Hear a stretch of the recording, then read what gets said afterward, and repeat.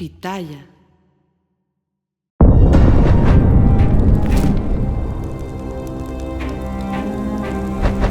Hola, soy Anabel Hernández, periodista de investigación.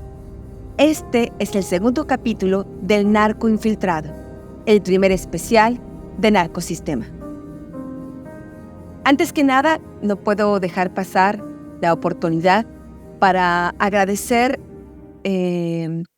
pues ahora sí, los cientos de mensajes que recibí de ustedes en el episodio pasado.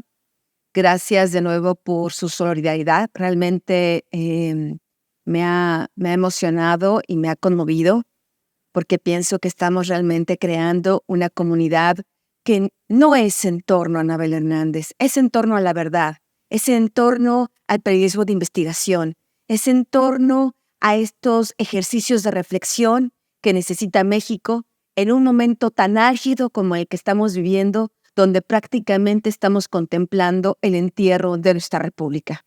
Este espacio es un espacio de resistencia contra ese entierro, contra el monopolio del poder, contra el narcosistema y con todos aquellos que la alientan, que son partes de él, incluso aquellos grupos de ataque, aquellos grupos de choque que se prestan a ser instrumentos del poder. El narco infiltrado es la historia de Juan Carlos Sandoval, quien trabajó para la DEA y el FBI como oficial especial federal de la Fuerza de Tarea. Durante 15 años, Sandoval logró infiltrar al cártel de Sinaloa y simuló ser uno de ellos. En entrevista exclusiva con Narcosistema, Juan Carlos Sandoval nos narra su intensa experiencia dentro del cártel, cómo fue ganándose su confianza y los entretelones de esta guerra frontal que tiene el gobierno de Estados Unidos contra los poderosos carteles mexicanos. La información que he recibido es que este primer especial se ha hecho viral en algunas agencias del gobierno de Estados Unidos. El testimonio de Sandoval es único en su género, y si bien es cierto, comparte por primera vez al público mexicano las complejas operaciones que han llevado a la captura de importantes jefes de la droga, solo accedió a hablar de los casos juzgados o cuyos expedientes judiciales son de acceso al público en cortes federales de la Unión Americana. Hoy más que nunca, es importante conocer algunas de las historias de cómo operan las agencias norteamericanas en el combate a los carteles mexicanos. Sí es cierto, el gobierno de Estados Unidos ha autorizado operaciones encubiertas que pueden ser polémicas o controvertidas. La presidenta de México, Claudia Sheinbaum, hace unos días se quejó de la captura de Ismael El Mayo Zambada, líder del cártel de Sinaloa, y acusó al gobierno de Estados Unidos de que el fin no justifica los medios. Lo cierto es que sin muchas de las operaciones, como las que ha realizado Sandoval y cientos de agentes especiales como él, muchos de las decenas de narcotraficantes que el Departamento de Justicia de Estados Unidos ha logrado detener, seguirían libres operando en México, donde cuentan con altísimos niveles de impunidad por la complicidad de instituciones y funcionarios del Gobierno de México hasta el más alto nivel. Gracias al relato de este agente infiltrado, podemos entender qué hay detrás de la captura de Joaquín Guzmán Loera, el Chapo Guzmán, y de Ismael Zambada García, el Mayo Zambada. Y podemos entender cómo narcotraficantes como Ovidio y Joaquín Guzmán López, hijos del Chapo Guzmán, fueron capaces de hacer un acuerdo con el gobierno de Estados Unidos para capturar a uno de los más buscados. En el primer capítulo, Sandoval nos llevó a su difícil niñez en México y al bajo mundo de San Diego, California, donde operan las peligrosas bandas mexicoamericanas. Esas experiencias lo curtieron y entrenaron para poder representar de modo creíble durante 15 años a un narcotraficante y lavador de dinero que cambió el rumbo de la organización de tráfico de drogas más poderosa del mundo, el Cártel de Sinaloa. En este segundo capítulo, en una trama digna de un film, Juan Carlos revela poco a poco cada uno de sus pasos en un terreno minado. Bajo la piel de José Luis Cázares, conoció una compleja red de lavado de dinero encabezado por una poderosa mujer que operaba en la Ciudad de México con conexiones al más alto nivel. Gabriela Vázquez Villavicencio. Sandoval llegó a representar también su papel de lavador de dinero y narcotraficante, que incluso en el cártel de Sinaloa le asignaron una clave secreta: 050. Como 050, Sandoval, durante casi 3 años, trabajó codo a codo, nada más y nada menos que con Víctor Manuel Félix Félix. Félix Félix, alias el 69, es el suegro de Alfredo Guzmán Salazar, uno de los sanguinarios líderes de los Chapitos que hoy tienen bajo fuego al estado de Sinaloa. Gracias a esa operación histórica que inició con infiltración de Sandoval hasta lo más profundo del cártel de Sinaloa, es que el gobierno de Estados Unidos, años después, pudo capturar al Chapo Guzmán y logró infiltrar a lo que después sería el grupo de los Chapitos, los sanguinarios herederos de este narcotraficante. Hoy los Chapitos están bajo juicio en un tribunal en Chicago, Illinois. Fue Joaquín Guzmán López, alias El Moreno, quien capturó directamente al Mayo Zambada a través de una trampa en Culiacán, Sinaloa, el pasado 25 de julio. Los dos hermanos hoy están planeando firmar un acuerdo de culpabilidad con el gobierno de Estados Unidos y convertirse en testigos colaboradores. Comenzamos. Capítulo 2. Fui socio del suegro del líder de los Chapitos. El primer peldaño de una empinada escalera para llegar hasta el Chapo Guzmán fue el joven narcotraficante Paul Loaiza, mejor conocido como Luni, mitad mexicano y mitad puertorriqueño. Tras iniciar su vida criminal a los 15 años, a sus 32 era considerado el rey de una selecta marihuana tan buena en el mundo ilegal que la conocían como cajeta. La maquinaria criminal de Luni era capaz de vender 2 toneladas de marihuana al mes en Nueva York y Baltimore, que le dejaban millones de dólares de ganancias. Todo comenzó en National City, gracias a una trampa tejida meticulosamente por la DEA, en la cual Juan Carlos Sandoval fue pieza clave. Luni cayó como mosca en la telaraña. En 2009, su red fue desmantelada tras una histórica persecución en el freeway de San Diego. Luni era un narcotraficante independiente en el área de San Diego que había estado operando por muchísimos años. Para su corta edad. Él empezó muy chico. Él manifestaba que tenía más de 15 años operando, ¿no? Pero esta persona verdaderamente se sentía como un típico gángster italiano, ¿no? De donde quería tener su estructura, sus enforcers que les decimos, sus operadores de violencia, sus bodyguards, sus guardaespaldas, ¿no? Quería tener sus distribuidores, quería tener su lavador de dinero que era del Medio Oriente. Luni era, repito, alguien independiente, pero después durante la investigación supimos que le estaba comprando marihuana al cartel de Sinaloa.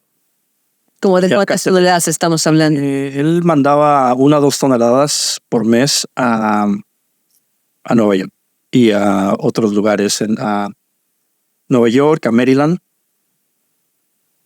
y a otros estados del este, que es donde se hace su dinero. La compraba barata en San Diego después de haber sido introducida por los carteles. Las compraba, pero como era independiente, se dirigía con diferentes, no nada más con Sinaloa, pero también con el cartel de Tijuana, ¿no?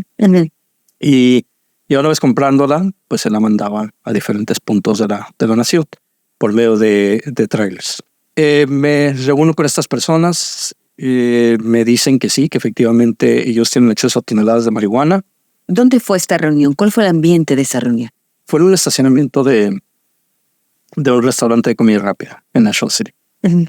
Nos sentamos en el estacionamiento. Lo único que queríamos es, como les decimos nosotros, ponerlos en bolsa, o sea, que lleguen al sitio para nosotros ponerles vigilancia, identificar dónde viven y todo este tipo de cosas. Ese era el primer objetivo. El segundo objetivo es llegáramos a negociar la introducción mía hacia ellos como un narcotraficante, independiente también yo, que era la historia que yo llevaba, que era un traficante independiente de San Diego al área de Los Ángeles y que también compraba y distribuía marihuana. Estas personas se presentan, eran dos muchachillos muy jóvenes, en sus, uno yo creo tendría 19, 20 años, el otro estaba en sus 20s, muy jóvenes ellos. Nos dicen que tienen el acceso, les pregunto por cocaína y nos dicen que también pueden conseguir cocaína, ¿no?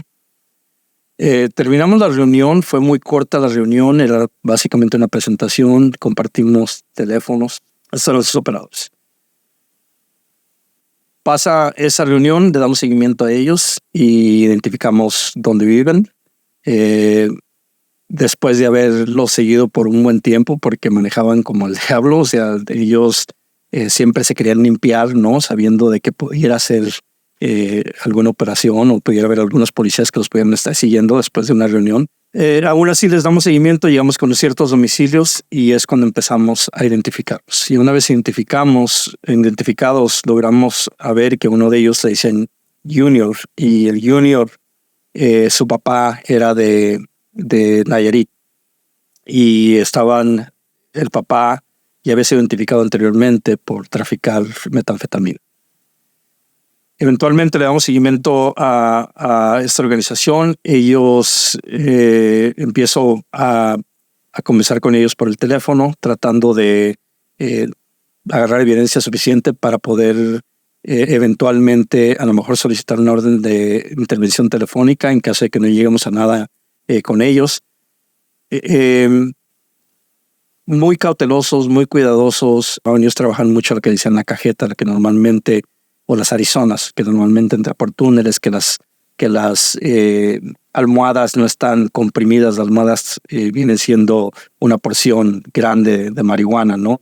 ¿Por qué los nombres? ¿Por qué las cajetas y los Arizonas? Pues la cajeta es la mejor calidad, es como Okay. se refieren. Ajá. Las almohadas, pues, porque son del tamaño literalmente de una almohada, ¿no? Es una almohada de marihuana, ¿no? ¿Hasta qué momento usted llegó a conocer a Looney? ¿Hasta qué momento lo llegó a conocer? Yo no llego a conocer a Looney, y no llego a conocer a Looney porque tuve que meter a otra persona de encubierto, ya una vez que sabíamos más de la organización, y ya después de que no pudimos entrar para comprarle a Looney, porque Looney era muy cuidadoso y no quería conocer a otras personas. Looney no dice, bueno, ¿para qué te voy a vender a ti si mi mercado está en Nueva York? ¿No? Entonces, o en esas otras áreas y hago mucho más dinero, entonces no me interesa conocer a nadie más, ¿no? Le dijo a Junior y a otras personas. Nosotros hicimos varios intentos, vimos a Looney, traíamos a Looney bajo vigilancia constante, tratamos de hacer operaciones en conciertos, ¿no? Que él iba a Looney ahí en Chula Vista. Creo que una vez Vicente Fernández estuvo tocando y tratamos de hacer una operación ahí para pues de alguna manera, por medio de Junior, meternos con Looney, pero fue muy difícil, extremadamente difícil, hasta que después de hacer la investigación, tantas vigilancias, nos subimos a los teléfonos. Una vez que empezamos a intervenir las llamadas de Looney, nos abrió el panorama. Hay que descubrir. Descubrimos efectivamente cómo lavaba su dinero Looney, cuánto dinero le estaba aportando a esta empresa, lo violento que era, cómo les hablaba a subordinados, los trataba pésimo. Se sentía verdaderamente un Al Capone, ¿no? En ese momento, un Scarface, más que nada. Identificamos la casa que utilizaban de seguridad de ellos, las diferentes casas donde guardaban marihuana, donde recibían. Entonces prácticamente el modus operandi de esta persona y dónde tenían, de dónde salía la droga cuando la mandaban por trailers. Conforme vamos armando la investigación, nos damos cuenta que Looney no empieza a recibir las cantidades que él quiere. Habían agarrado túneles en la frontera, había habido incautaciones importantes, había quedado mal con otras organizaciones donde le empiezan a limitar la marihuana que le estaba comprando. Entonces estaba desesperado por por agarrar fuentes de marihuana. Y lo seguimos hasta Arizona. Llegamos a una casa donde vemos lo típico, que entra el carro, sale el carro, entra el carro como por unos 20 minutos, mientras lo cargan, sale el carro, todo muy sospechoso. Hay un carro haciendo seguridad y le pedimos a una patrulla local que pare a Looney. Uh-huh. Más bien era su chofer. Lo para la policía local de Arizona, trabajando con nosotros por una parada de tráfico, ¿no? De tránsito. Y una vez que lo pararon, el oficial hace su trabajo, traen a un perro para que registre el vehículo, lo registran y encontramos aproximadamente 300 libras de marihuana en la cama de la pickup que ellos traían. La confiscamos, dejamos ir a la persona en ese momento porque queríamos ir con la investigación. Una vez ya agarrando a la persona, tenemos que dar documentos, ¿no?, del arresto. Uh-huh. Lo dejamos continuar. Seguimos a Looney. Looney estaba muy enojado, empezó a hablar por teléfono luego del decomiso de la marihuana. Empieza a frustrarse porque sus clientes de Nueva York y de otras partes le están diciendo, oye, ¿qué está pasando? Aparte también mandaba marihuana por el correo, ¿no? Pero no era lo suficiente, no estaba mandando ya los trailers que normalmente estaba mandando. Y eso nos dimos cuenta después de que nos subimos en las llamadas telefónicas. No lo subimos en el mejor momento, pero a la misma vez una buena oportunidad para nosotros. Cuando vemos que está él batallando en agarrar esta marihuana, se me ocurre a mí la idea de presentarle a una fuente que yo tenía, que conocía a Junior, que yo había identificado que conocía a Junior. Y se me ocurre presentarle esta fuente con la historia de que la fuente tenía una fuente de marihuana muy importante en México y que esta fuente de marihuana estaba buscando distribuidores en Estados Unidos. Juan Carlos no podía ser el proveedor porque él ya se había presentado como comprador. Tuvo que recurrir a un agente de la DEA de origen peruano que la hiciera de padrino de la droga. El peruano sería el mago de la lámpara de Aladino que iba a resolver, por arte de magia, el problema de desabasto de marihuana para Looney. La trampa era irresistible. Un lujoso yate en la espectacular marina de San Diego, California, comida, bebida, mujeres y un cuantioso cargamento de marihuana. El yate era de 2 niveles. Se me ocurrió meter 1,000 libras de marihuana debajo del barco. Él no sabía que iba a estar esa marihuana ahí, pero le decimos que la vamos a enseñar. ¿Este yate fue alquilado por ustedes, por la DEA, para hacer la trampa? Este yate fue utilizado por nosotros, sí. Prefiero no decir los métodos. ¿Y qué pasó en la reunión? Llega la reunión Looney. Nosotros buscamos en nuestra bodega de todo lo que habíamos confiscado marihuana de la que él quería, como la que habíamos confiscado en Arizona, y no logramos conseguir ese tipo de marihuana, ¿no? en la bodega. Metimos la comercial, la que todo el mundo tenía, pero la cajeta que ellos buscaban no la encontramos en nuestra bodega. Entonces lo que hicimos es volamos su propia marihuana que habíamos confiscado de Arizona y la trajimos a San Diego. Y en San Diego reempaquetamos esa marihuana y la metimos al barco. Para ofrecérsela con una marihuana. Exactamente. Llega la reunión tengo allí al encubierto a Rafa, tengo a otro informante con un perfil del Arco Junior también, tengo a unas agentes encubiertas también que estaban allí con los encubiertos también, unas policías. Y llega... ¿Qué le hacían de qué? ¿Estas policías le hacían de qué? De la OEA, acompañantes de los encubiertos, ¿no? Llega Looney, un poco nervioso al principio, no sabe a dónde va a ir, no sabe que va a un yate, no sabe ni por qué está yendo a la marina, ¿no? Pero está confiando en Junior, que lo está llevando. Entran al yate, ven al encubierto, muy bien vestido, y de inmediato se hace la presentación y Looney agacha la cabeza sabiendo que pues esta persona está a un nivel mucho más grande que él, que es miembro de un cartel de México, no sabe cuál cartel porque no se le iba a explicar. Y el objetivo que queríamos se cumple, ¿no? Donde él se somete al encubierto. El encubierto le empieza a hacer preguntas de cómo está seguro de que esta persona tiene la capacidad de comprar ese volumen, de pagar ese volumen. Y pues, como le decimos, se vomita él, ¿no? Empieza a explicarle, darle santo y seña cuánto tiempo ha operado en San Diego, a quién le vende, incluyendo a unos raperos de Los Ángeles, ¿no? Famosos según él, que él ha estado en el negocio por más de 15 años, que él es el mayor distribuidor de marihuana. ¿Y todo lo estaban registrando? Todo lo estamos grabando, todo lo estamos viendo. De hecho, para entonces ya teníamos mejor equipo. Estamos al cruzar de la bahía, mi compañero y yo, y estamos monitoreando, estamos viendo en las cámaras cómo está pasando esta reunión. Para cualquier dato, yo le llamo al encubierto, hablando en el español como si fuera otro miembro de su organización, para darle un poquito más de dirección y obtener la evidencia que necesitamos, ¿no? Porque obviamente el encubierto es nuevo para esta organización, pero nosotros ya conocíamos nuestra organización, ¿no? Tenemos mucho más historia de ellos.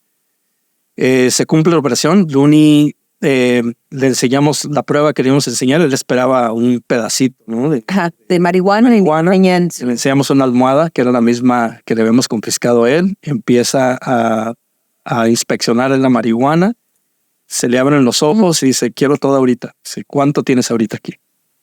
Le decimos, hey, espérate, esta marihuana ya está vendida. De hecho, lo bajamos al segundo nivel, le enseñamos toda la marihuana de sorpresa, porque no en su momento le enseñamos de sorpresa, y dice, quiero todo. En menos de una hora te tengo el dinero aquí. Tengo $1 millón ahorita aquí en menos de media hora. Entonces, decimos, hey, esta marihuana ya está vendida. No, que quisimos enseñar porque queríamos, nosotros no somos de que te vamos a enseñar un pedacito, te vamos a enseñar lo que tenemos, ¿no?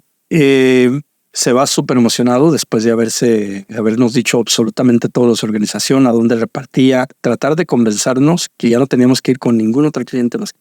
El perfil que manejaban los encubiertos, bien vestidos. Rafa era una persona de por lo menos 10 años más grande que él, ¿no? En la cultura latina sabemos que le damos mucho respeto a las personas mayores. La historia que el informante les dio es de que hey, no vayan a jugar, no me van a quedar mal porque estas personas son muy serias y están muy bien conectados en México con el cartel. Sabía Looney que él no podía jugar con eso, ¿no? Que sabía los carteles como eran. Entonces se le puso una historia antes de llegar de esa manera. Y ya una vez que llegó, él los esperaba entrar a un yate, ¿no? ¿Quién tiene un yate y quién trae ese tipo de marihuana en un yate, ¿no? Era un mundo nuevo para él, algo que él no estaba acostumbrado y que no había visto y que pudo haber causado muchas dudas para él, pero también le gustaba la idea y lo agarramos en un momento vulnerable donde le estaban pidiendo a sus clientes que esta marihuana, ¿no? Hubo música, comida, hubo comida, hubo bebidas, música de radio de allí, no hubo música en vivo, pero hubo, porque no era un evento, no era algo social. Ellos se hicieron pasar como que estaban allí y hubo la oportunidad para traer a él para que vieran el producto y tener esta conversación, pero que los encubiertos estaban ahí para hacer otro trato con otra persona que ya estaba vendida esta marihuana, ¿no? La música en español, hicimos ciertos narcocorridos, las muchachas que estaban allí les empezaron a servir comida, los atendieron como dentro del perfil. Compró la historia, se fue inmediatamente y platicando con Looney, empezó a hacer llamadas otra vez telefónicas que con sus clientes en Nueva York, que lo esperaron un mes más, que le iba a llegar una muy buena opción en cuestión de lo que le iban a surtir, ¿no? Él se comunicaba con los encubiertos y planeamos una operación donde él nos iba a comprar primero 500 kilos. En ese punto, teniendo a Looney comiendo de la mano y con sus teléfonos interceptados, descubrieron dónde y cuándo iba a recibir cerca de $200,000 de su lavador de dinero para comprar la marihuana cajeta que tanto quería. Siguieron a Looney hasta donde iba a recoger el dinero. Sandoval y su equipo tenían planeado que una patrulla de tránsito lo parara en el freeway y le confiscara el dinero. Pero lo que ocurrió terminó siendo noticia en las principales televisoras de Estados Unidos. ¿Y qué pasó? ¿Qué pensamos? Pues esta persona se llega al punto de reunión con los encubiertos. El encubierto nos da la señal y escuchamos también en el audio que efectivamente trae el dinero para el dinero parcial para hacer la primera compra. Se le dice que tiene que manejar otra parte como el plan que habíamos hecho. Y al momento de dirigirse él para allá, mandamos a una unidad de policía para que lo parara y le por una acción de tránsito le quitaron. Pues, para sorpresa, nosotros no se para, ¿no? Esta persona empieza a correr de la policía. Para entonces ya había habido otros eventos donde había el sospechado que estaba bajo vigilancia, llamadas telefónicas que escuchamos nosotros anteriormente. Ya tenía un poco de miedo de que estuviera siendo investigado. Y pues se asusta en ese momento y empieza a prácticamente darse a la fuga por todos los freeways de San Diego. No sabía ni a dónde iba, pero entraba un freeway por otro y empiezan a tirar el dinero por delante. Los 500, ¿cuántos? $250,000. Por manojo. De hecho, llegan las noticias inmediatamente después de estar escaneando radios y todo eso. Y pues hay muchos videos, ¿no? De hecho, en internet de Looney arrojando el dinero por la calle. No por la calle, sino por los freeways. Y este dinero volaba, así como... Este dinero volaba, este dinero terminaba en todos los carriles, los carros se paraban, gente se paraba para ganar el dinero y llevarse el dinero con ellos. De toda la cantidad, recuperamos como $80,000 más o menos, lo detuvimos. Le hablé a mi fiscal federal y le dije, ¿sabes qué? Aquí se termina el caso, vamos a tener que detener a todos. Como una película de fantasciencia, comenzaron a llover miles de dólares. Gracias a la operación de infiltrado de Juan Carlos Sandoval, Looney fue detenido en marzo de 2009. Tuve acceso al expediente criminal que se abrió en su contra en la Corte de Distrito Sur de California. Ahí pude verificar la versión que me dio Sandoval y pude conocer que junto con Looney, gracias a una intensa redada que se llevó a cabo en San Diego, en Nueva York y en Baltimore, fueron detenidos otros 11 coacusados, entre ellos Zacarías Félix Coutinho, alias el Junior, quien había sido pieza clave para Sandoval en la captura de Paul Loaiza. Looney fue formalmente acusado de posesión, distribución y venta de más de 1 tonelada de marihuana. En 2013, el joven narcotraficante firmó un acuerdo de culpabilidad con la Fiscalía y fue sentenciado a 6 años y medio de prisión. Gracias a las interceptaciones telefónicas hechas al Junior, es que Sandoval y su equipo llegaron a un pez más gordo. ¿De qué manera esta detención de Looney lo lleva hasta Víctor Manuel Félix, uno de los principales operadores del cártel de Sinaloa? Las llamadas de Junior que se estaba comunicando con personas en San Diego que recibían cocaína y eran traficantes. ¿Estas llamadas ocurrían en este momento de emergencia o estas llamadas cuando? Estas llamadas ocurrieron durante la investigación y ya habíamos identificado a otra parte de la investigación. Entonces, cuando detenemos a todas estas personas, no, todavía teníamos los teléfonos. Estos teléfonos se apagaron, ¿no? Obviamente, después de esto. Pero los teléfonos que todavía estamos interviniendo de otra organización que habíamos identificado durante esto, porque todos se hablan unos con otros, a veces de San Diego, ¿no? Nosotros decidimos que esta organización de metanfetamina y cocaína, pues le íbamos a dar seguimiento. ¿Qué era este Félix? No era Félix, era otras personas que eventualmente nos llevaron a Félix. En ese momento, ¿usted qué conocía del cártel de Sinaloa? No conocíamos mucho del cártel de Sinaloa, era más por estar a la orilla de Tijuana, conocemos un poquito más del cártel de Tijuana, del cártel de Rosario Félix. No era lo que más teníamos conocimiento. Del cártel de Sinaloa lo único que conocíamos era el Chapo, ¿no? Porque era el famoso Chapo y el famoso Mayo, que que toda la vida lo conocimos, incluso muy temprano en mi carrera. Yo escuchaba un corrido de él, ¿no? Con tal de sumergirme y aprender, porque muchos de los corridos dicen mucho la verdad, ¿no? Entonces, de ahí también aprendíamos mucho de estos carteles y de estos personajes. Eventualmente nos subimos a esas líneas, empezamos a monitorearlas, hacemos más indictments, cargamos a más personas basado en esas llamadas, y de repente nos llega una llamada a una mujer que era una traficante de cocaína en San Diego, doña Raquel. Doña Raquel está en comunicación con una persona en la Ciudad de México. Supimos que esa organización era completamente diferente a lo que estábamos lidiando por el tipo de comunicaciones que tenía. Ella se comunicaba con un tal licenciado en la Ciudad de México, de nombre Javier. Javier, su español era muy propio. La manera de hablar era de una persona educada. No era el típico narco que hasta ese momento usted había conocido. También un perfil mucho mayor, ¿no? Esta persona, vuelvo a repetir, era educado, le hice licenciado, y empezó a comunicarse con Raquel, y empezaron a hablar en código, en unas llamadas difíciles a veces de entender, pero identificamos de lo que estaban hablando era de dinero, ¿no? De que Raquel, a pesar de que era traficante de cocaína, ella aspiraba de irse por el lado de dinero porque sabía que era muy lucrativo. ¿Esta señora Raquel tenía algún apodo? Doña Raquel, nada más le dice. ¿Tiene un nombre completo? Raquel Benítez. ¿Y de qué tamaño era su tráfico de drogas, de cocaína?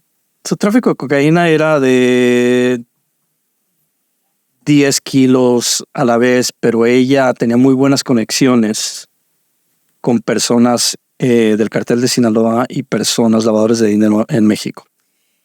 ¿Es frecuente encontrar mujeres traficantes de droga en toda su carrera de investigación? ¿Ha sido frecuente la presencia de mujeres traficando droga? Yo he investigado los carteles de la droga y al menos del lado mexicano son conocidas círculos de mujeres, pues más por ser las esposas, las hijas, las amantes, pero no por ser propio ellas traficantes. No es tan frecuente, pero sí las hay. Sí los logramos identificar nosotros en investigaciones. Ya sea traficantes o lavadores de dinero. Es más por el lado del lavado de dinero que se da, que traficantes. Esta persona se dedicaba a las dos. Primero como traficante y después le dio más por el... ¿Y hay una historia de cómo esta mujer entra al narcotráfico? Ella era de Nayarit, empezó a conocer traficantes en Nayarit. Posteriormente emigra a los Estados Unidos y siguió con su... Creó su propio... Correcto, su propio red, ¿no? Empieza a ir ya por el lado de dinero. Estas personas empiezan a hablar de dinero.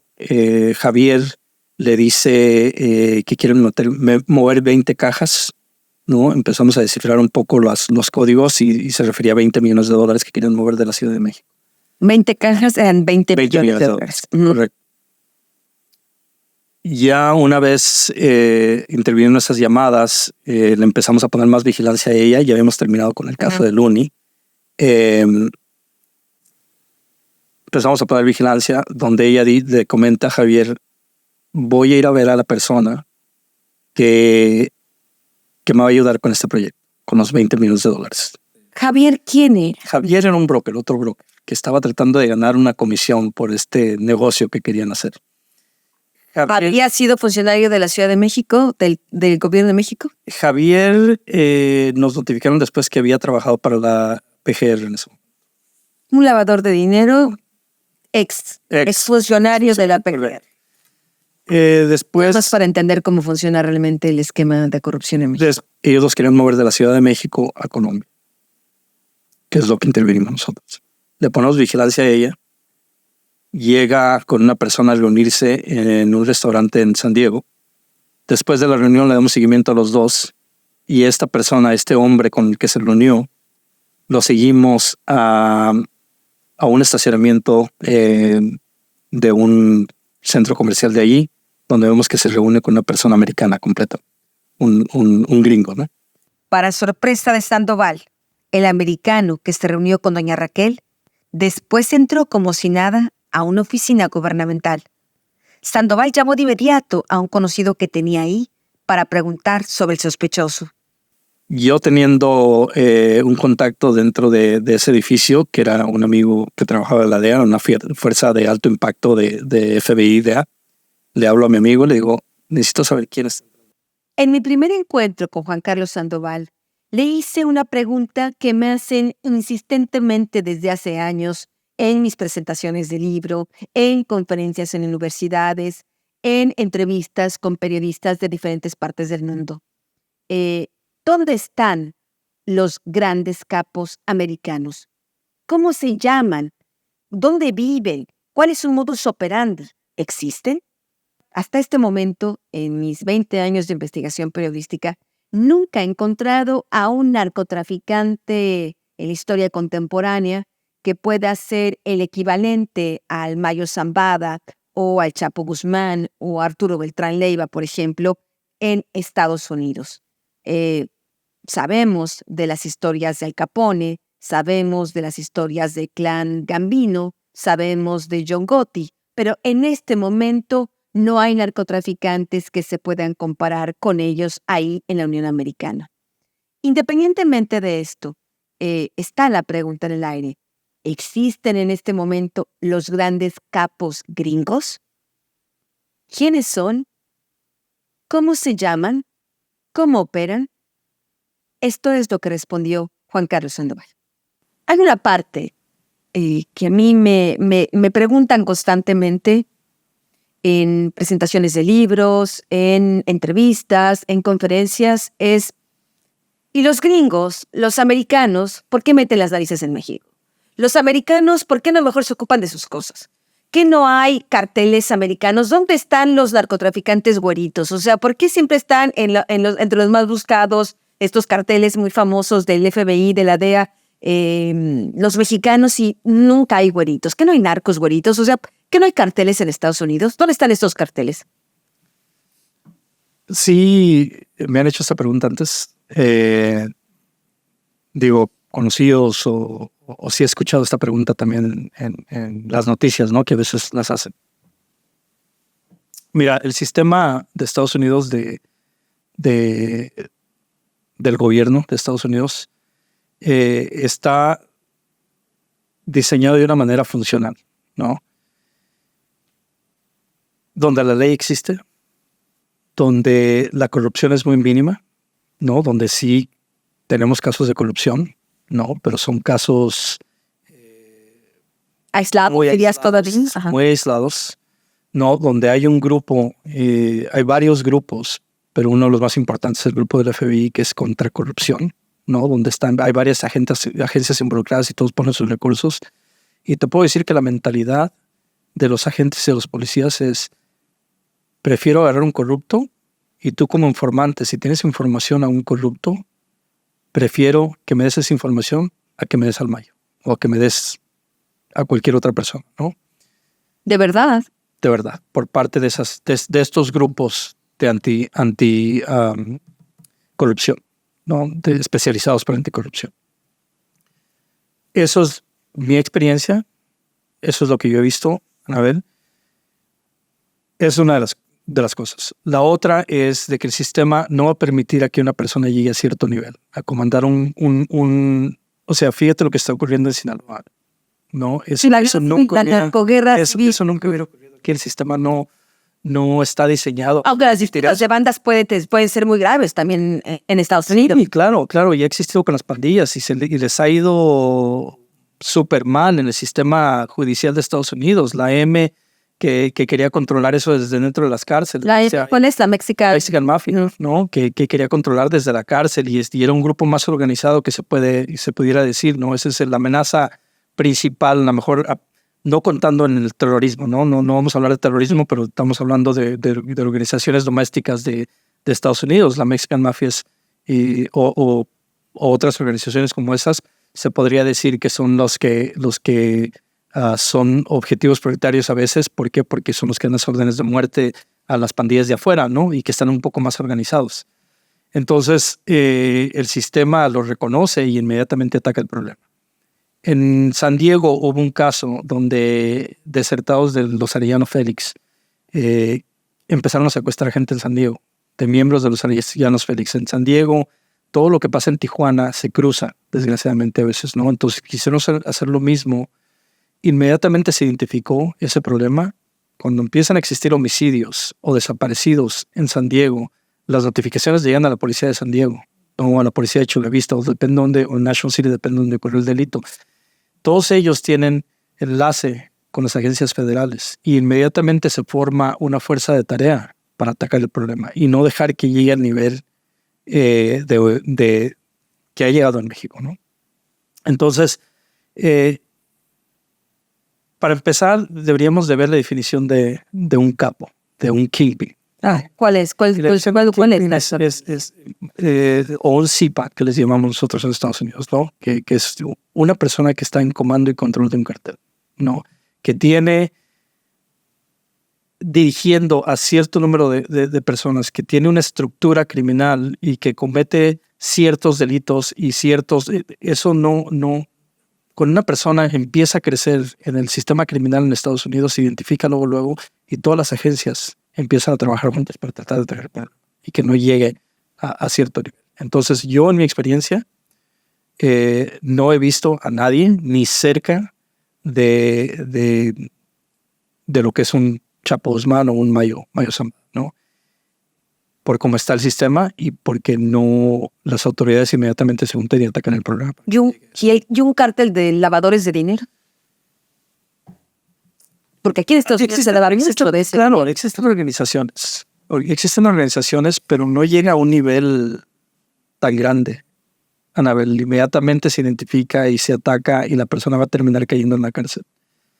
Yo los líderes de lavado de dinero que he identificado, o sea, no han llegado a un nivel tan alto. Últimamente, el dinero, ¿a quién se lo estás lavando, no? ¿Y quiénes son estas personas que están generando ese dinero, no? ¿Y para dónde va este dinero?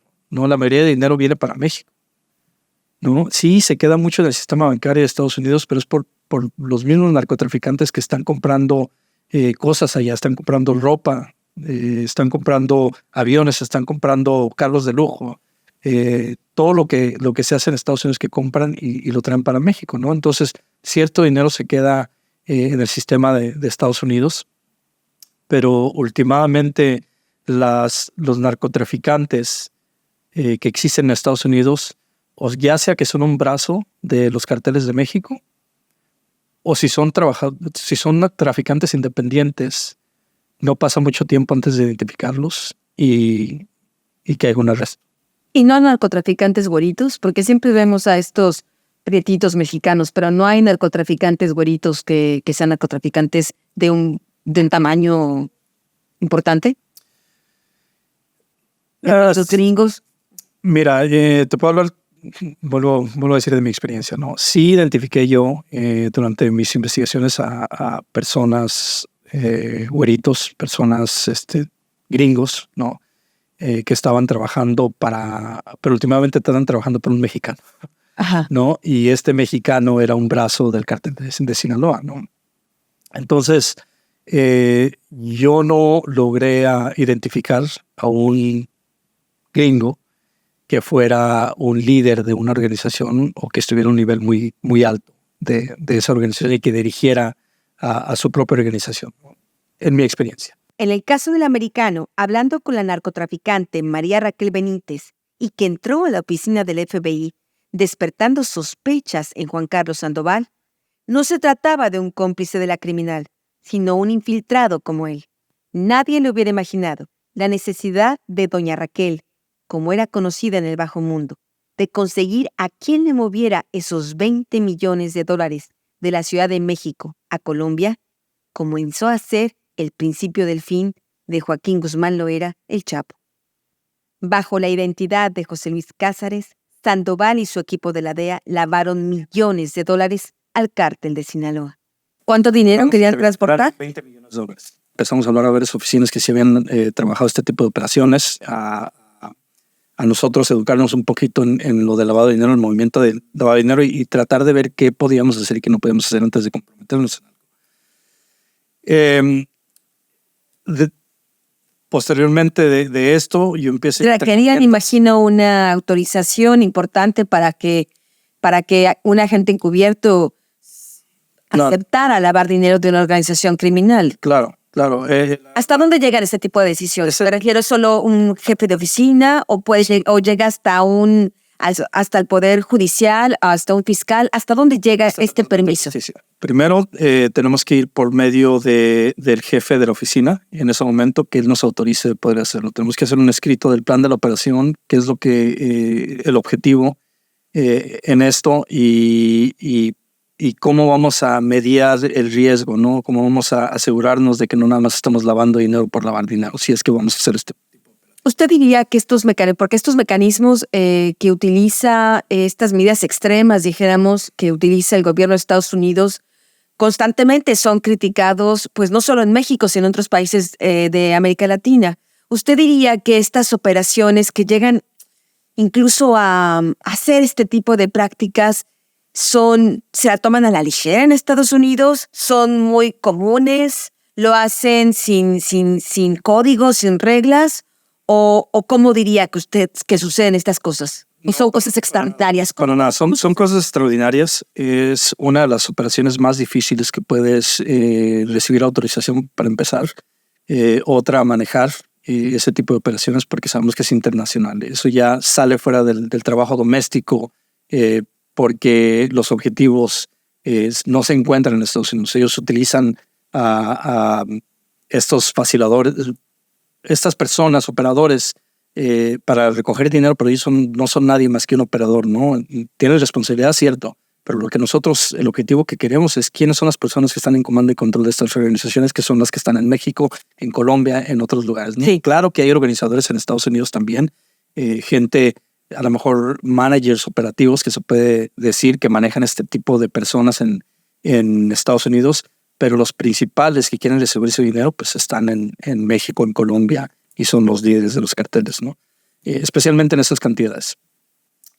No es fácil. Nosotros tuvimos que pedir autorización primero al jefe de la oficina de la DEA de San Diego. Después tuvimos que pedir autorización al fiscal y tiene que ser el fiscal general de San Diego que nos dé la autorización también para hacerlo. Después de eso se va el paquete de la petición al Departamento de Justicia y hay un panel, ¿no? En un panel donde están personal de Washington, D.C., de la DEA, personal de la procuradora, del procurador general, personal del Departamento de Justicia. Hay bastante gente que revisa estos peticiones por parte de los agentes antes de decir, ok, sí lo voy a hacer, pero tenemos que justificar, ¿no? Y cuánto es lo que se nos va a permitir lavar antes de volver a pedir otra petición, ¿no? Porque es muy regulado. Precisamente. Pues son peticiones únicas por caso. No sí, usted lava el dinero que quiera. No, es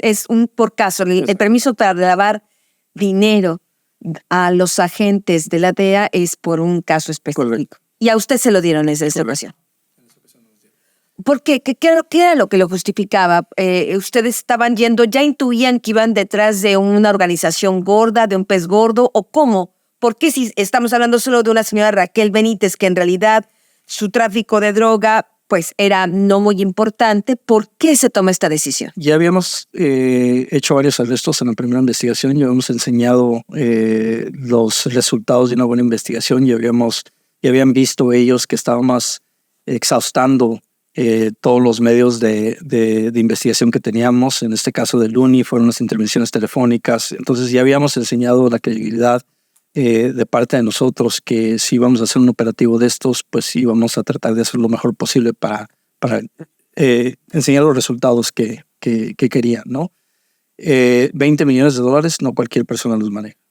Entonces, ¿cómo que tuvieran 20 millones? Raquel podía tener 20 millones. No los tenía ella, los tenían por medio del broker, los tenían alguna organización que sabíamos que era importante. No era el típico organización, era una organización internacional que quería mover $20 millones de la Ciudad de México a Colombia. ¿Sabía usted que era el cártel de Sinaloa?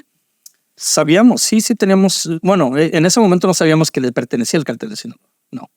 Todavía no. ¿Obtiene usted el permiso? Claro, al tener el permiso, yo empiezo a ir a entrenamientos para lavado de dinero. También empiezo a ir a entrenamientos de operaciones encubiertas relacionadas con el lavado de dinero para tener una mejor noción de lo que estábamos lidiando, ¿no? Se aprende un poco la teoría, pero vuelvo a repetir, en práctica es un poquito diferente. O sea, ahora usted como agente encubierto tenía que simular que era un lavador de dinero profesional. Correcto. Y tenía que aprender el vestuario, tenía que aprender el lenguaje financiero, tenía que aprender todo ese tipo de argot muy, muy especializado. Exactamente.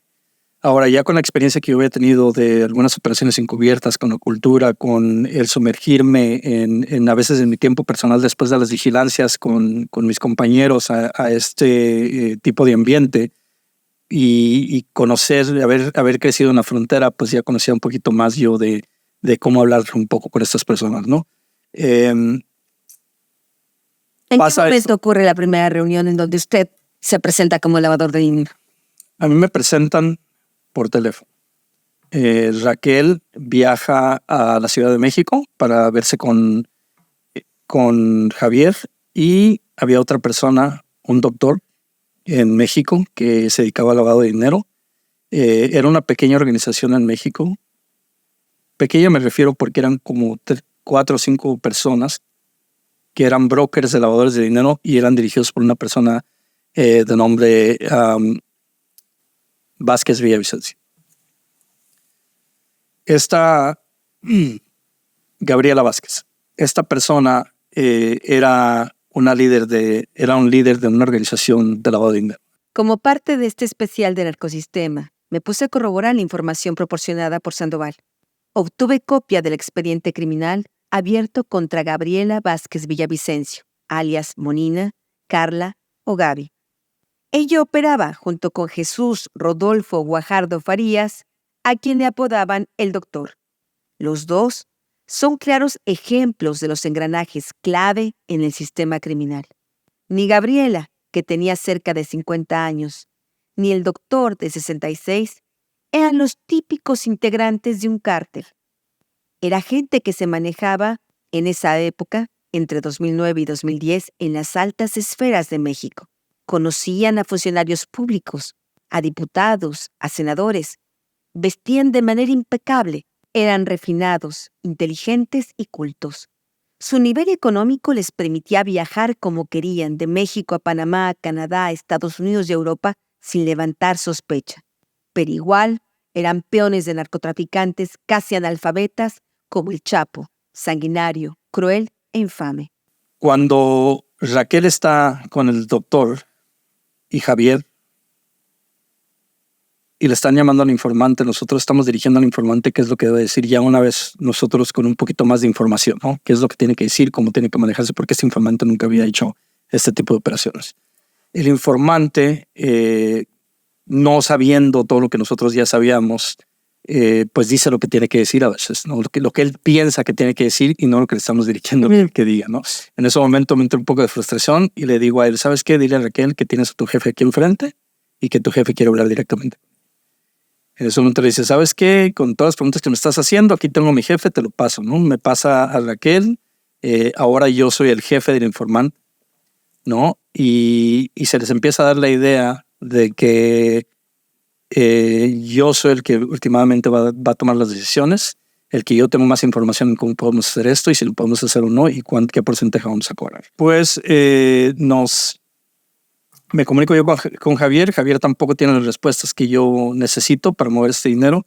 Me pasa inmediatamente al doctor Guajardo, que estaba más cerca de Gabriela en ese momento, y el doctor me empieza a comunicar con él. Tampoco tiene las respuestas. Me dice, no está la licenciada aquí, refiriéndose a Gabriela, pero tomo nota de tus preguntas y nos comunicamos después. En ese momento intercambiamos información. Les digo, de hoy en adelante comuníquense directamente conmigo porque yo voy a ser la persona que tome las decisiones, ¿no? Y así empieza todo esto, así empieza mi papel como lavador de dinero. Nuevo rol, nuevo rol de lavador de dinero. Correcto. ¿Hasta dónde llega esta simulación? Duramos 3 años y medio, 4 años y medio con esta investigación. ¿Cómo se llamaba usted? ¿Cuál era la identidad de este lavador de dinero? José Luis Casares. ¿Cuál era el apodo de José Luis Casares? Eventualmente, ya una vez dentro de ya con los dueños del dinero y el cartel de Sinaloa, a mí me habían nombrado ellos el 050. Lo bautizó hacia el cartel de Sinaloa. Usted para ellos es el 050. ¿Cómo llega? Muchas negociaciones con el doctor primero, que tratamos de hacer una cita. Ellos me pedían si podía bajar dinero de todas las partes del mundo, ¿no? Me hablaban de Haití, me hablaban de Canadá, me hablaban de Australia, me hablaban de la República Dominicana, me hablaban de México, me hablaban de Estados Unidos, todas las partes de Estados Unidos. Las cantidades que ellos me comentaban eran $50 millones, $150 millones. Lo querían algunos en cuentas bancarias. En ese proceso nosotros empezamos a crear, conforme van y vemos que es mucho más grande. Entonces fue un tiempo de aprendizaje para mí también, para yo tratar de llamar a las diferentes oficinas donde teníamos agentes en esos países y ver qué se había hecho antes y qué podíamos hacer. Para mi sorpresa, no había muchas respuestas, ¿no? Sí había habido otros casos similares, pero no específicamente a las peticiones de estas personas. Nos dimos cuenta el dinero, tantísimo dinero que se movía, que nosotros teníamos. Todo a través de esta Vázquez Villavicencio. Correcto. ¿Ella para quién trabajaba? Ella trabajaba por el cartel Sinaloa. ¿Solo para el cartel Sinaloa? O sea, todo ese dinero solo era de los... Sí, ella se le permitía trabajar muy poco con otras organizaciones, pero principalmente para el cartel Sinaloa. ¿Y esta mujer de dónde venía? Esta mujer se manejaba en la Ciudad de México. Esta mujer había tenido casas de cambios. Esta mujer había tenido casas de cambio en la Ciudad de México y centros cambiarios en la Ciudad de México. Estuvo muy fuerte en nuestra base de datos, la llegamos a encontrar. Estuvo muy fuerte años antes de que yo la conociera, lavando precisamente dinero. Nadie tenía una investigación activa contra ella. ¿De cuántos años estamos hablando de que esta mujer había estado actuando 20 años. En México impunemente? Como 20 años tenía. O ahí la investigación. Empiezo a negociar con el doctor Guardo. Mi punto de contacto es el doctor Guardo. Ellos me piden que si puedo reunirme con eso en Colombia. No sabíamos quién es, la magnitud de ellos todavía. Me piden primero que vaya a México. No era viable porque nuestra oficina de México no iba a apoyar una investigación o una operación encubierta allí cuando no sabíamos mucho de las personas, ¿no? Con el peligro que había. No vamos a Colombia, pero cuando me dicen que están en Colombia me pasan números de teléfonos que ellos estaban utilizando allá porque querían estar en comunicación. Estos números se los pasamos a Colombia, se solicitan intervenciones telefónicas en Colombia y empezamos a escuchar con quién hablan, quién es Gabriela. En este momento todavía no me reunía yo con Gabriela, no la conocía personalmente, quién es ella, y empiezo a darme cuenta, basado en las intervenciones que comparten ellos con ellos, para yo estudiar un poco más el perfil de estas personas y quiénes eran verdaderamente. Empiezo a escuchar a Gabriela, el nivel que tiene, cómo le habla a la gente, con una autoridad muy fuerte. Me doy cuenta inmediatamente que esta persona no es la primera vez que lo hace, que no está intimidada por nadie, que al contrario, ella es la que manda y es la que dicta y es la que dice todo. Juan Carlos Sandoval comenzó a vivir bajo la piel de José Luis Casares. Vestía con trajes costosos, comprados por la DEA, que después de las misiones debía devolver porque eran parte del equipo de encubierto. Andaba en vehículos de superlujo y jets privados. Aunque es un hombre que ha trabajado para hacer cumplir la ley, esa doble personalidad comenzó a consumirlo. Sí, la DEA estaba cada día más cerca de los jefes del cártel de Sinaloa, pero él cada vez estaba más lejos de sí mismo. Pero, por ejemplo, imagino que fingir el rol de un lavador de dinero, sobre todo de estas capacidades operativas, tenía también que diseñar, y se lo pregunto, una vida personal. También. Porque imagino que en estas conversaciones, pues incluso con narcos, salen a relucir y su familia, y es casado, y ¿cuál era la historia personal de este personaje que usted se creó? Sabíamos que la imagen que queríamos dar de la persona es de que era una persona más madura de la edad que tenía, ¿no? entonces que era casado, que tenía hijos. Además, porque yo sabía que en su momento me iban a escuchar con mis hijos si tenía que recibir llamadas, porque no paras. Ya una vez que te metes en ese papel y asumes este rol y esta nueva identidad, no es de que puedes parar después de las 5 de la tarde. Cuando se están comunicando contigo de Europa, de otros países donde el tiempo es diferente, hay veces que son las 3 de la mañana y estás tomando llamadas o estás haciendo videoconferencias con estas personas. Entonces, el irme a mi casa o el estar con mis hijos no decía que no, que me iba automáticamente que quitar de ese personaje. Tenía que recibir llamadas y todo eso. Entonces, por eso lo creamos de esa manera, ¿no? Porque sabía que en su momento sí iba a estar con mis hijos y mis hijos iban a estar ahí al lado de mí mientras yo estaba recibiendo este tipo de llamadas y iba a estar... esa historia que íbamos a crear iba a ser similar a la que... O sea que este personaje, José Luis Cázares, lo devoró a usted o le devoró parte de su vida en un largo periodo. Sí, sí, tomó control totalmente, no nada más de mi vida profesional, pero de mi vida personal. ¿Cómo era vivir con eso? Era muy difícil. Hubo ocasiones que yo tenía muy marcada la línea de quién era yo y lo que representaba. Yo tenía muy marcada la línea que era un policía de estadounidense y que este era nada más un papel que estaba jugando yo para infiltrar a esta organización. Pero psicológicamente hubo veces que me preguntaba yo mismo quién soy, ¿no? ¿Qué está pasando aquí? ¿Quiénes son estas personas? ¿Cuánto tiempo va a durar esto? El no estar allí para los partidos de mis hijos, el no estar allí para ciertos cumpleaños, el no estar allí para ciertas ocasiones importantes para ellos. Sí, constantemente me preguntaba. En su papel de José Luis Cázares, en junio de 2009, Sandoval fue a su primer encuentro con Gabriela Vázquez Villavicencio, Panamá, pero tuvo que enfrentar otro riesgo. El gobierno de Estados Unidos no informó de la operación encubierta al gobierno de ese país porque un familiar del entonces presidente de Panamá, Martín Torrijos, estaba involucrado con el crimen organizado. Regresando al punto, finalmente usted tiene este primer encuentro con Gabriela. Sí. Llego en Panamá. Llego yo al restaurante, lo estoy esperando en la recepción del restaurante. De repente entra un señor de más de 50 años. Nos vemos cara a cara. Lo saludo. Era obvio que eran ellos. Lo saludo porque le escucho una voz. Y era el doctor. Se presenta el doctor. Buenas tardes, José Luis. Buenas tardes, doctor. Inmediatamente veo que una mujer está con él, ¿no? Y la reconozco como... ¿Cómo era esta mujer? ¿Físicamente recuerda cómo era Gabriela? Sí, era también en sus 50s.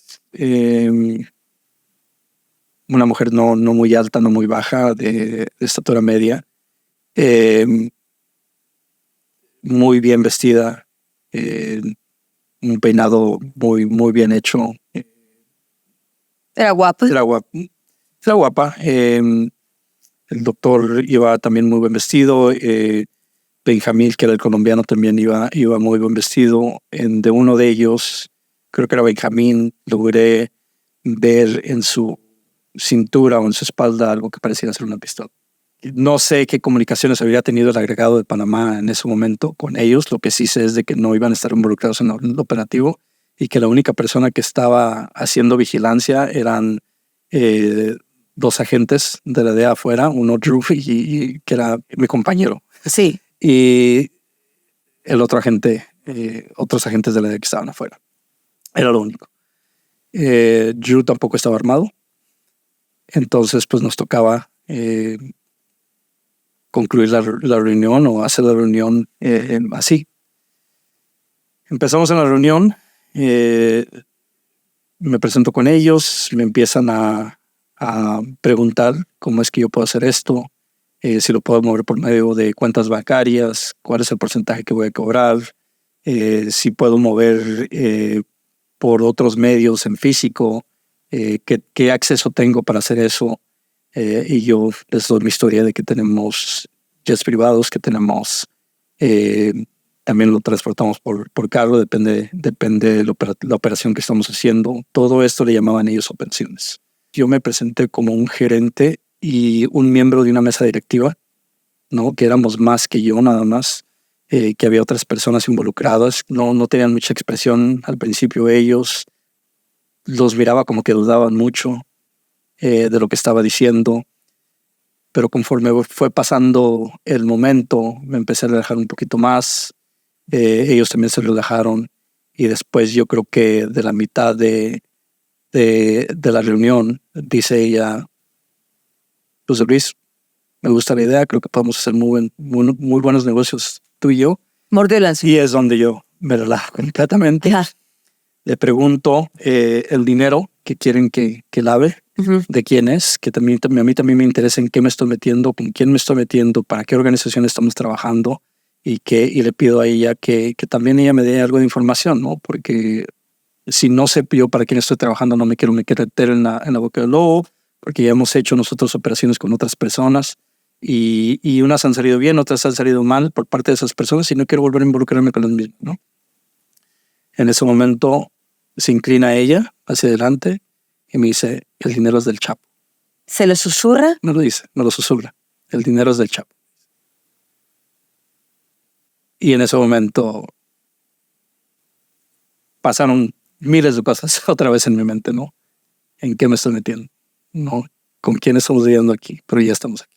Cuando usted regresa, imagino, a sus oficinas, ya termina la reunión, regresa a sus oficinas, cuando usted llega con esta noticia a sus superiores, ¿qué le dicen? ¿Cuál es el rostro de sorpresa? Porque hasta ese momento, dijéramos, el Chapo Guzmán era una especie de fantasma, ¿no?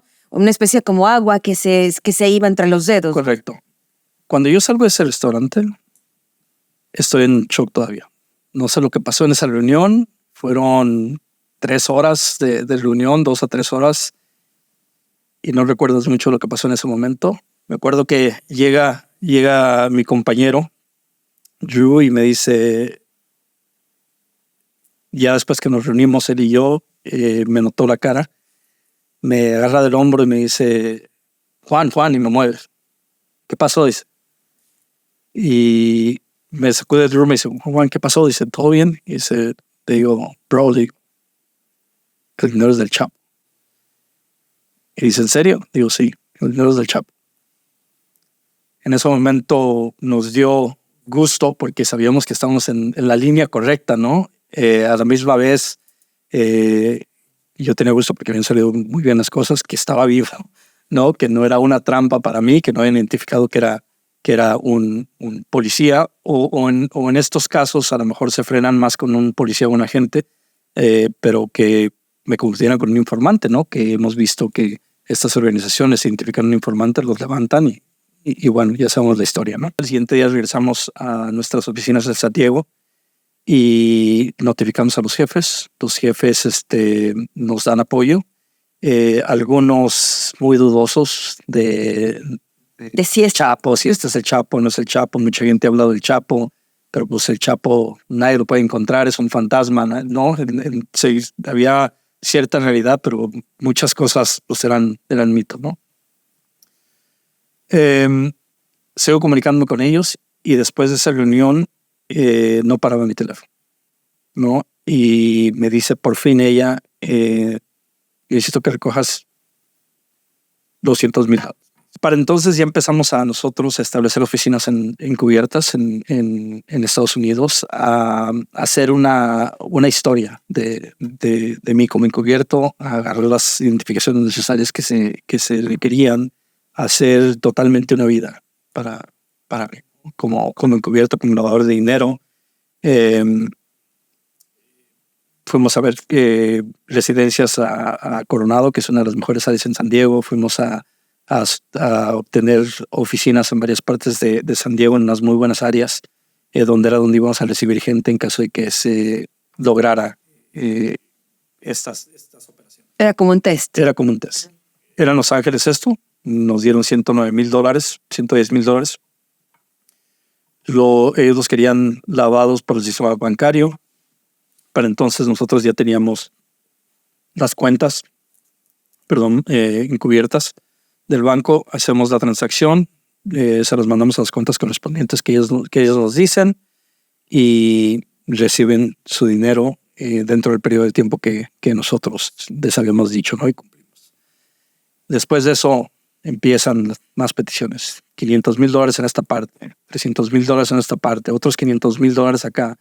Y empezamos a viajar por todos lados, ¿no? A recoger el dinero. Y todo el tiempo ella manifestando dinero, Chapos. Empezamos a ver las cantidades grandes, el profesionalismo, cómo iban empaquetados los billetes y sabíamos que era una organización muy organizada. ¿Cómo cuánto dinero llegó a lavar la agencia antidrogas DEA en esta operación? En esta operación, en ese momento, cuando empiezan las peticiones, ya habíamos dado como $5 o $6 millones. En ese momento. Uh-huh.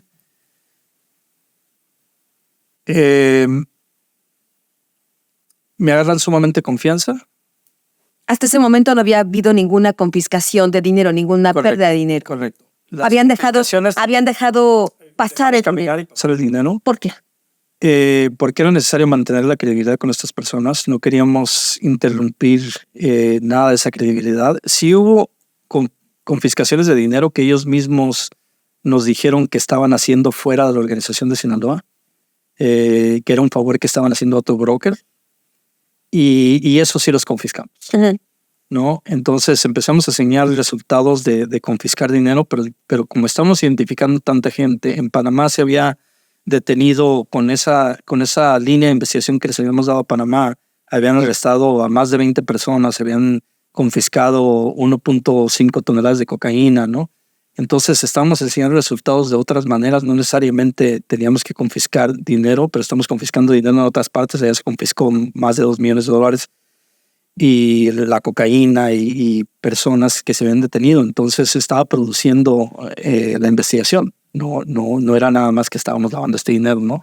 Entonces el beneficio era mayor que el costo. La operación encubierta de la DEA, encabezada por Sandoval como agente infiltrado, a través de la cual se lavaron millones de dólares para el cártel de Sinaloa como parte de las medidas extremas de la agencia para capturar a altos mandos del cártel de Sinaloa, le valieron al Departamento Antidrogas que la historia ocupara la portada del New York Times en diciembre de 2011 con el explosivo titular: agentes de Estados Unidos lavaron ganancias de los carteles mexicanos. En 2012, el periódico Reforma y la revista Proceso publicaron las actividades de José Luis Cázares. Algunas de las entregas del dinero ilegal ocurrieron en México. No solo señalaron que había lavado dinero para el cártel de Sinaloa, sino que también había intervenido en el tráfico de 6.7 toneladas de cocaína. La droga al final del camino siempre fue incautada, pero una parte del dinero proveniente del tráfico y venta de drogas, no. Sí. La operación fue polémica. ¿Por qué se debe llegar a estas medidas extremas? Fue una insistente pregunta a Sandoval. No estaba comprando cocaína, le estaba facilitando, y era el lavador de dinero y le iba a transportar ese dinero. De hecho, nosotros recogimos ese dinero en Canadá.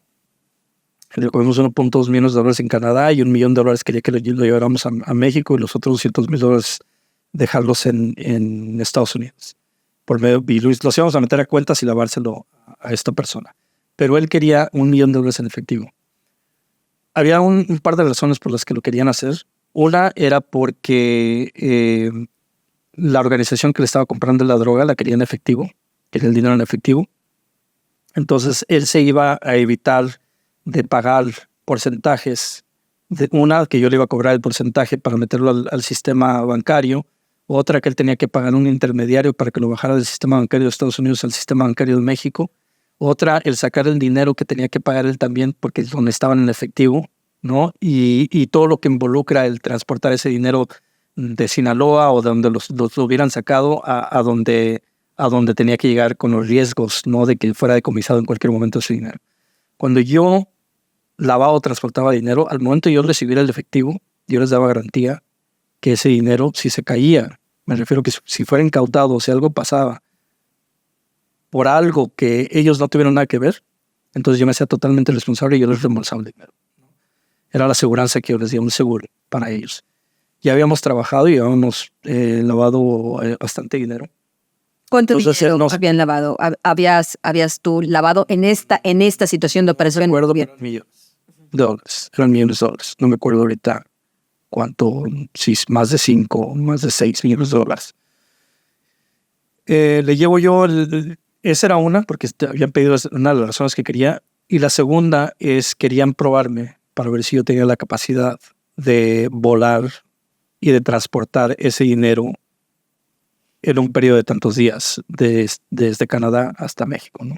¿Cómo el gobierno de Estados Unidos, y eso lo he visto en muchos expedientes criminales, judiciales, en cortes federales de Estados Unidos, efectivamente, un agente encubierto a veces tiene que cometer una serie de ilegalidades para poner la trampa a los carteles de la droga y que caigan. Pero estas ilegalidades, dijéramos, están autorizadas por el gobierno. ¿Cómo funciona esto? O sea, ¿cómo el gobierno puede mover supuestamente legalmente este dinero, estos aviones para hacer estas operaciones? El gobierno americano, me refiero. El gobierno de Estados Unidos en su momento le dio prioridad a los temas de lavado de dinero, porque sabían que estábamos combatiendo la droga, pero que el dinero a veces no se estaba siguiendo, no se estaba incautando. Y aparte de incautar, no se estaban identificando esas redes del crimen organizado, que son parte del crimen organizado, que son lavadores de dinero, que se dedican nada más a eso. Entonces no se estaba viendo ese. Entonces en su momento, pues fue prioridad, ¿no? Entonces crearon un mecanismo para los agentes poder agarrar autorización que va hasta la oficina, en algunos casos a la oficina del procurador a veces de Estados Unidos, para poder ser autorizados y decir, bueno, te autorizamos para que laves dinero, este es el monto que puedes lavar y después de eso vamos a determinar si te damos más. Depende de lo que esté pasando en el caso, ¿no? Uh-huh. Es muy controlado, ha salido bastante esto en medios a veces de que la DEA lava dinero. De hecho, hubo un periodicazo después de un caso que yo hice del cartel de Sinaloa donde dicen la DEA lava dinero al Chapo, ¿no? Y salió en Reforma y en otros lados.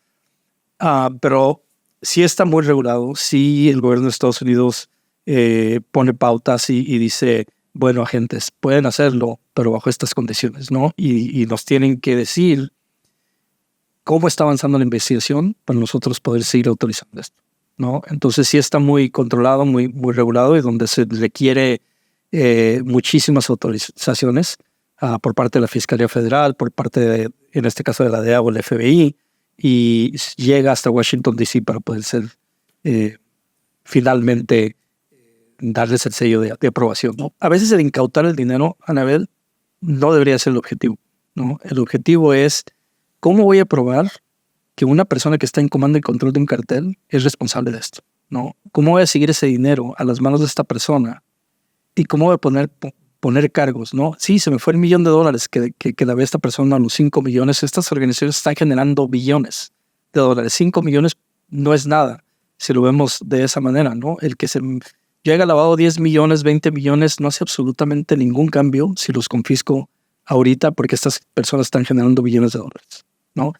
Entonces, el lavar 10, 20 millones de dólares para poder identificar una red y una organización y poder ponerle cargos formales en Estados Unidos y posteriormente extraditar a todos los responsables y ponerle cargos formales a una persona que está en comando y control de un cartel, pues vale muchísimo la pena. ¿Usted ha logrado ese tipo de éxitos? Claro, lo logramos cada vez que hicimos este tipo de operación. Juan Carlos Sandoval me explicó a detalle cuáles son las diferentes modalidades para lavar dinero que utiliza el cártel de Sinaloa. Y me explicó cómo la falta de regularización en el sistema financiero permite que estas operaciones se lleven a cabo cotidianamente sin que prácticamente puedan ser detectadas. En pocas palabras, la organización de tráfico de drogas más poderosa del mundo, el Cártel de Sinaloa, puede mover prácticamente lo que quiera, cuando quiera y a donde quiera, sin ninguna restricción. En Narcosistema hemos hablado cómo esta parte financiera del lavado de dinero es crucial para que este sistema criminal pueda permanecer. Sandoval me explicó claramente cómo este tema de tramas, de redes, de lavado de dinero, no solo hay gente de los perfiles como Gabriela Villavicencio, por ejemplo, sino también participan activamente casas de bolsa, bancos, instituciones financieras que incluso están validadas por la Comisión Nacional Bancaria y de Valores de México. Por ejemplo, en la acusación criminal abierta contra Gabriela Vázquez Villavicencio y otras 15 personas en la Corte del Distrito Sur de California, se afirma que millones de dólares del Chapo Guzmán fueron movidos por una institución financiera llamada Vanguardia Casa de Bolsa, SADCB, radicada en la Ciudad de México, y que tenía los permisos de la Comisión Nacional Bancaria y de Valores. En 2010, la calificadora Fitch catalogó a Vanguardia Casa de Bolsa como una institución financiera que no cumplía cabalmente con las reglas antilavado. En el 2011, el gobierno de México le puso una multa ridícula a esta empresa Vanguardia Casa de Bolsa de 10.2 millones de pesos por todos sus malos manejos. A finales del 2011, Vanguardia Casa de Bolsa fue vendida a CI Banco y actualmente tiene el nombre de CI Casa de Bolsa. Hasta donde se sabe, los antiguos socios de Vanguardia Casa de Bolsa que lavaron dinero para el Chapo Guzmán no fueron sancionados. Uno de los socios mayoritarios era Ernesto Peralta Cánovas, sobrino del polémico empresario Carlos Peralta, quien fue amigo y socio de Raúl Salinas de Gortari. Los nombres de Peralta Cánovas y de su tío salieron a relucir en 2021 en los documentos de Pandora Papers, entregados a un consorcio de periodistas de investigación. Se les señala por haber abierto empresas de papel en países que habitualmente son considerados como paraísos fiscales. Pero para abaratar sus operaciones, el Cártel de Sinaloa también utiliza para el lavado de dinero a amas de casa o estudiantes que viven en las ciudades fronterizas con Estados Unidos. ¿Cuánto se cobra? ¿Cuánto se cobraba realmente en el mercado real de bancos o de lavadores de dinero? ¿Cuánto se cobra? O sea, yo soy el Chapo Guzmán o yo soy el Mario Zambada y quiero lavar, no sé, 20 millones de dólares. ¿Cuánto se quedan de dinero? ¿Cuánto es la comisión que se paga por esto? Del 3 al 15%. Cantidad es enorme. Claro. ¿Se lo quedan solo ustedes o ustedes a su vez, o sea, los lavadores de dinero me refiero, los lavadores de dinero se lo quedan o a su vez tienen que pagar a bancos? O sea, ¿cómo funciona esto? Todos tienen sus propios costos para poder manejar su mini organización, ¿no? que tienen esos lavadores de dinero. Existen muchísimos brokers en México, tanto en México como en Colombia y en otros países, ¿no? Te vuelvo a repetir una vez, hablo de México porque es el cartel que yo investigaba, ¿no? El cartel de Sinaloa. Existen muchos brokers, existen muchas casas de cambio en Sinaloa que están involucradas en el lavado de dinero y de ahí salen muchos de los brokers. Se cobra del 3 al 15% porque todos van a querer un pedacito, ¿no? Entre más directo negocies con la persona que va a recoger el dinero, y estas personas hay veces que no recurren a un lavador de dinero, hay veces que tienen operadores de ellos mismos que dicen, oye, manéjame el dinero de Los Ángeles directamente a Tijuana, ¿no? Y ahí en ese momento a lo mejor les va a generar menos costo porque no contrataste a una persona de fuera que fuera a recoger el dinero de esta persona, ¿no? Entonces a lo mejor allí es 1% a 3% menos que vas a pagar. Y una vez llegando a la casa de cambio, en México, en Tijuana, en Sinaloa, le tienes que pagar al operador de la casa de cambio, ¿no? Porque facilite el dinero desde Tijuana y te lo entregue en Sinaloa. Pero estamos hablando muchas veces de operaciones de casas de cambio importantes, o sea, Claro, grandes. claro. Centros cambiarios, bancos. Desgraciadamente, el sistema bancario permite mucho para que puedas lavar ese dinero muy, muy fácil. Los bancos tienen ciertos requisitos, ¿no? Después de $10,000 que depositas, tienen que generar un CTR, ¿no? Que es un reporte de esta persona depositó $10,000, más de $10,000, y tengo que generar este reporte. Si empiezas a depositar mucho en una cuenta, ¿no? Se genera lo que se debería de generar es un SAR, ¿no? Suspicious Activity Report, ¿no? Ese reporte de actividad sospechosa lo reporta el banco.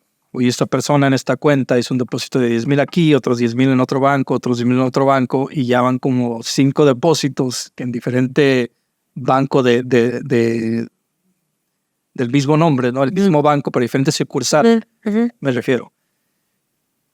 Y genera un SAR. El que genera un SAR es un reporte únicamente. No quiere decir que lo va a ver ninguna autoridad. Hay miles y miles de SARs que nadie los ve. Entonces, tú generaste el reporte como banco, cumpliste con los requisitos que te dice la ley, pero no pasa nada con eso. Nadie lo investiga. No, hay miles de esos. Las organizaciones criminales lo que hacen a veces es contratan a estudiantes en estas fronteras, ¿no? Y les piden que por una cantidad muy mínima que abran una cuenta personal en Estados Unidos, ¿no? Abren una cuenta personal, contratan a otra persona que es el que va a ir a sacar el dinero y empieza a depositar en estas cuentas personales, sabiendo de que el SAR probablemente no va a hacer nada. Y si el banco va a notar ya muchas actividades sospechosas y va a querer cerrar la cuenta, pues no va a pasar esto hasta dentro de 3 o 6 meses, ¿no? Y mientras ya el dinero está. Exactamente. Entonces, muchas veces los estudiantes o las personas que reclutan en las fronteras, muchas veces sí saben que es lavado de dinero, muchas veces no saben que es lavado de dinero. Muchas veces les dicen, oye, tenemos una empresa, nada más necesito que recojas y deposites del banco porque pues yo no puedo depositar, no tengo visa o cualquier pretexto que les inventen, ¿no? ¿Y cuánto se les paga a estas personas que digamos que es el eslabón más frágil de esta cadena? Hay veces que les pagan $100. Hay veces que te doy $100, les recoge $50,000 y deposítalo en 5 diferentes sucursales de esto. Y el estudio, por eso a veces van con estudiantes de las universidades, ¿no? Porque dicen, bueno, el estudiante necesita dinero, un poquito de efectivo y esto. Entre más tiempo pasaba, la reputación de José Luis Cázares crecía, no solo dentro del cártel de Sinaloa, sino para la Procuraduría General de la República en México, quien abrió una investigación contra el 050, a quien consideraban un importante lavador de dicha organización criminal. Para fortuna de Sandoval, en esa época, el cártel no solo tenía comprado a Genaro García Luna, entonces secretario de Seguridad Pública Federal, sino también a funcionarios de la PGR. Aunque en la formalidad estaban investigando sobre Cázares, la realidad es que habían puesto tan poco empeño para encontrarlo que no tenían siquiera una foto suya. De haberlo hecho, habrían arrestado a Juan Carlos Sandoval cuando entró a las oficinas de la PGR. Tuvimos posteriormente más reuniones, estaban muy a gusto conmigo. Después me presentan a otro lavador de dinero que también con los que ellos habían trabajado. Este lavador de dinero ya me tenía un respeto mayor, que había escuchado mucho de mí por medio de la organización de Gabriela. ¿Y quién era esta persona? Rodrigo, no recuerdo su apellido ahorita. Pero Rodrigo lo conozco en Nueva York. Él viaja a Nueva York. Tenemos una reunión y él me habla de 150 millones que querían bajar de Nueva York. Querían cierta cantidad en efectivo, tanto en México como en Colombia, para comprar cocaína. Y lo demás querían por medio de cuentas bancarias. Rodrigo era el responsable de la organización de proveer las cuentas para Gabriela. Y Rodrigo también era un mensajero también de Víctor Manuel Félix Félix. ¿En qué momento conoce usted a Víctor Manuel Félix Félix? En un momento yo empiezo a meterle presión a Rodrigo y decirle, yo necesito parecer quiénes son los clientes antes de seguir. Los pongo en una posición donde ellos ya no se pueden echar para atrás con el negocio que estamos haciendo porque les he lavado millones de dinero, y empiezo a exigir yo conocer al dueño del dinero, porque creo que ya hemos hecho bastante y quiero saber con quién estoy trabajando. En ese momento, cuando ya estamos tan involucrados, nos llama a la oficina de México. Nosotros empezamos a coordinar con México durante la investigación con nuestros compañeros de la DEA de México. Tienen una investigación abierta con Gabriela, necesitan hablar con nosotros, pero pues ustedes tienen toda la información, yo sí quiero que hagamos una reunión. En ese momento les digo, oye, espérate, yo se lo he encubierto, ¿no? No estoy seguro que quiero tener este tipo de reuniones con autoridades donde sabemos que Gabriela tenía contactos con exfuncionarios, ¿no? de la PGR. Me dicen, ¿sabes qué? Pues es la única manera que vamos a dar la información de ellos. Quisimos ir a la reunión, nos reunimos con ellos y la idea era de yo no hablar para nada. Era las personas que estaban encargadas de la unidad de antilavado de dinero. No me gustaría compartir sus nombres por seguridad de ellos. Era el titular de lavado de dinero y otros 2 investigadores de lavado de dinero. Nos piensan ellos exponer el caso y abren los libros completamente. Tenemos bajo investigación a esta persona, tenemos intervenciones telefónicas de la persona, les queremos pasar información, no nada más de estas personas, pero de un lavador de dinero importante que sabemos que está volando avionetas o aviones para diferentes partes del mundo y se encuentra en el área de ustedes. Ese es su teléfono. Sabemos que el nombre es José Luis. En ese momento sabía que me hubiera intervenido a mí hablando con estas personas, que del José Luis que ellos se referían era yo. En ese momento, como habían abierto los libros tanto con nosotros y yo sentí que las personas eran confiables, que eran honestas y que verdaderamente querían desmantelar esta organización, yo estuve de acuerdo en ese momento abrirlos de nosotros y decirles la operación que teníamos. Les dije que teníamos varios encubiertos infiltrados, que efectivamente estábamos investigando a Gabriela y su organización y que también nos interesaba trabajar con ellos y que el encubierto, el José Luis que ellos hablaban era yo. Se les abrieron los ojos, algunos empezaron a reír, no podían creer en el momento. ¿En qué momento conoce usted a Félix Félix? ¿Cuándo llega el momento? Yo lo conozco por medio de teléfono y lo veo en Guadalajara. Víctor Manuel Félix Félix, alias el 69, traficaba grandes cantidades de droga para el cártel de Sinaloa y cumplía con estratégicas tareas de lavado de dinero. De acuerdo a Sandoval, llegó a ser uno de los integrantes de la organización criminal más ricos. Era muy cercano al Chapo Guzmán, pero además era parte de su familia. Su hija, Elsa Félix Beltrán, es esposa de Alfredo Guzmán Salazar, uno de los jefes de los Chapitos, que tiene bajo un baño de sangre a Sinaloa por la disputa con Ismael Zambada Sicairos, alias el Mallito Flaco. Su rostro angelical le ha ganado el puesto de ser una de las princesas del cártel de Sinaloa. Víctor Félix Beltrán, hermano de Elsa, alias Vic, no solo es cuñado de uno de los Chapitos, sino es socio activo del clan criminal. Fue detenido en 2017 en la lujosa zona residencial de Santa Fe, Ciudad de México, y en enero de 2020, 5 días antes de ser extraditado a Estados Unidos, se escapó del reclusorio sur de la Ciudad de México cuando la hoy presidenta Claudia Sheinbaum era jefa de gobierno de la capital mexicana. En el próximo capítulo del Narco Infiltrado, Juan Carlos Sandoval nos narra cómo fue su primer encuentro cara a cara con Víctor Manuel Félix Félix. Y nos habla cómo fue gracias a un sobrino de este que pudieron hacer las primeras intervenciones telefónicas a los Chapitos. Y nos contará cómo él detuvo a Alejandra Giselle Guzmán Salazar, hermana de los Chapitos, en la frontera con Estados Unidos, y cómo fueron él y su equipo quienes iniciaron los primeros seguimientos a Emma Coronel, esposa del Chapo, desde el 2012, cuando cruzó a California para dar a luz a sus hijas gemelas. Y nos hará la crónica de la increíble fuga en un cruce fronterizo de Zulema Araceli Lindoro, la esposa de Iván Archibaldo Guzmán Salazar, el más sanguinario de los Chapitos. Nos vemos en el próximo episodio. Pitaya.